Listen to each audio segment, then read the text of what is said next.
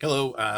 Once again, I'm going to sit here and talk about a couple of custom action figures that I have in my collection. We have Judge Dredd from the movie Dredd, the Batman who fragged, and Blaine from Predator. Obviously, each one is a different scale, different series, or whatnot. The first one, I suppose, let's talk about Dredd.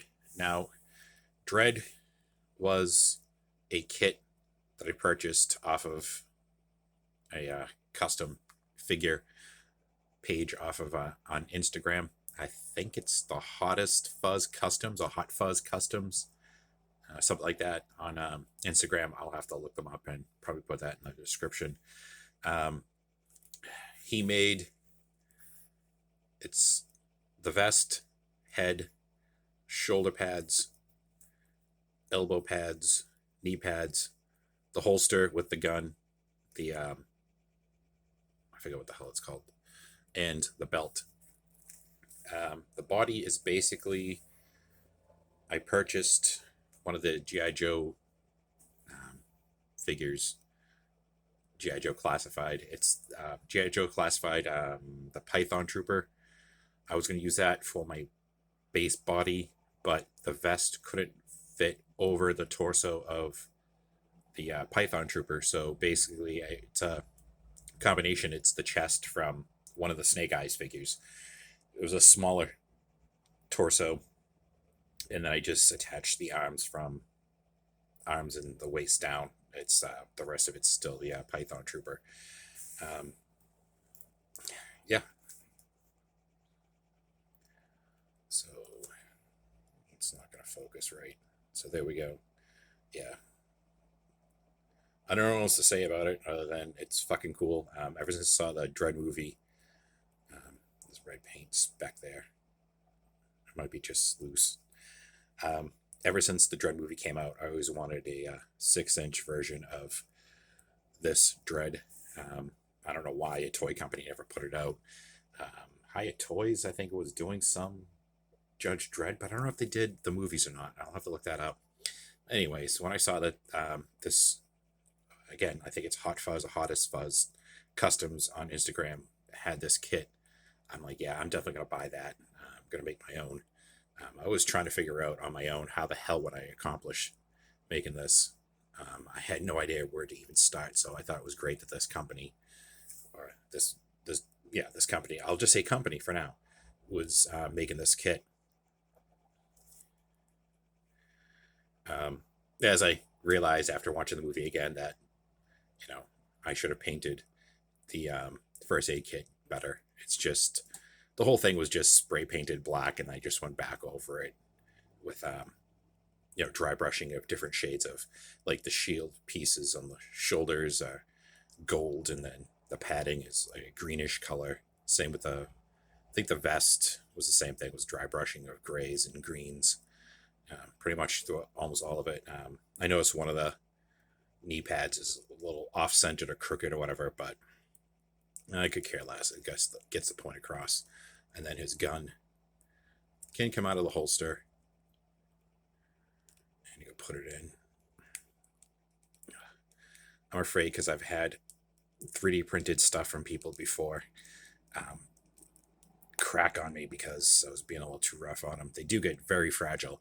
In fact, the material that the holster and the belt and the vest were softer. I mean, yeah, there's still some slight softness to the vest, but I think the belt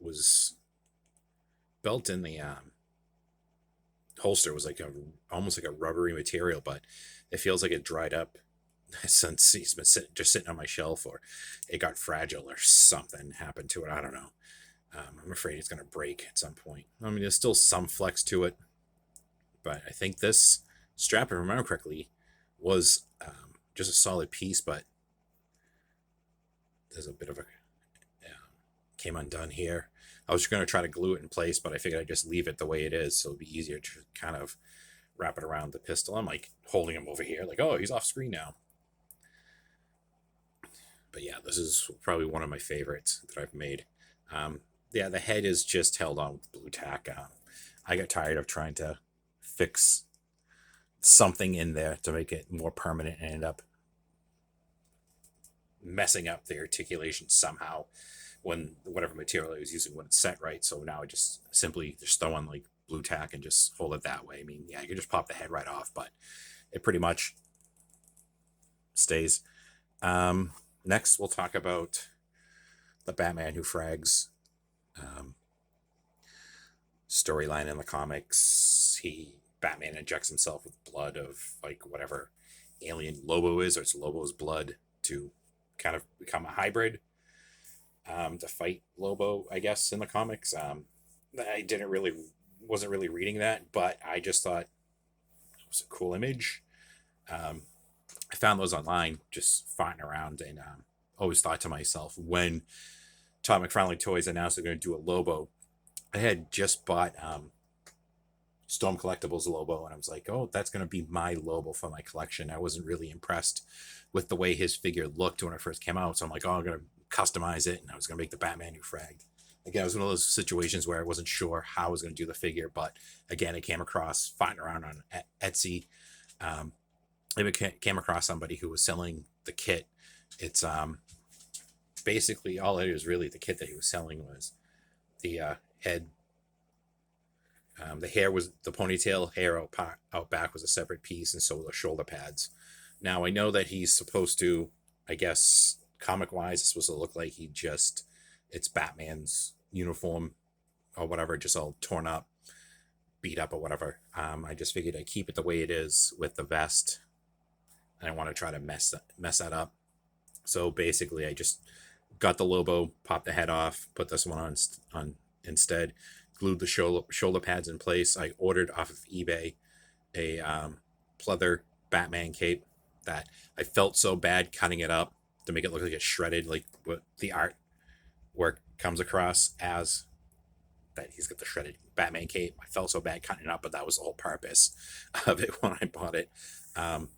The belt is actually the grenade belt off of one of my NECA Terminator T800 figures. I have two of them. One's got the belt and one of them doesn't, so this is now his.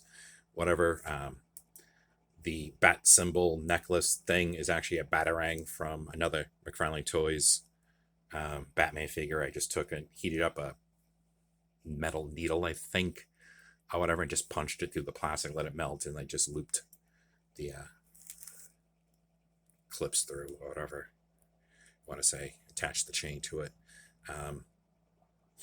This is just chain from a fabric store, hobby shop that I purchased it as. And his weapon, I was trying to figure out how I was going to make the weapon. I had one made, it was flimsy as all hell, so I just went on Amazon and I ordered a metal Batman keychain, and that's his weapon. So yeah, I mean, all the articulation's still there from their figure originally. I'm kind of afraid of moving the head, to be honest, because I don't want it to break. But yeah, still has use of all the articulation for McFarlane Toys. And then finally, we'll talk about Blaine and Old Painless. Etsy purchase, I think, for the head sculpt. This is the G.I. Joe Classified Series Sergeant Slaughter body.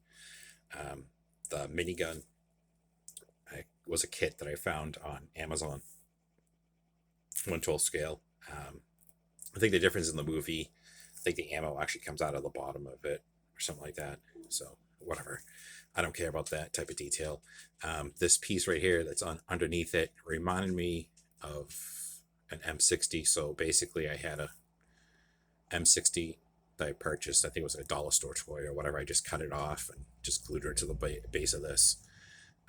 Basically everything else that's on him, like the pistol and the light and the knife up here, are just extras that have come with different G.I. Joe guys. I was buying those basically for fodder for customs. And yeah, so this is Blaine from Predator. I got to work on the face paint because he came across looking unibrow when I was done. The biggest pain in the ass, honestly, with this figure was doing the MTV logo on the front of his vest, or not vest, tank top or whatever.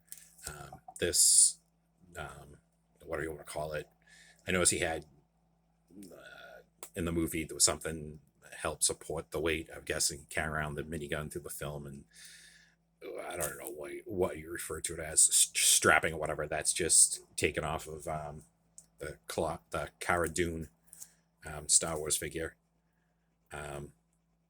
The band-aid on his arm is nothing more than just masking tape that I took and just wrapped it around his arm, dirtied it up, painted some blood stains, and I just put a layer of cement. Can't even think right now. Super weld, JB Super Weld, just to give it a little bit so it'll be firm. More firm or whatever, so it tear so easily. Can't even talk right now.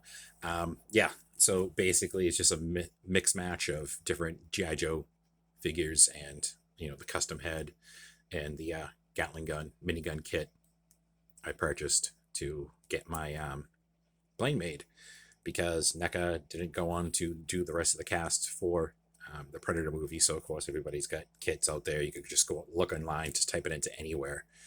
Etsy mainly, where you'll find these about how to get stuff to make custom Predator figures. And again, can't talk right now.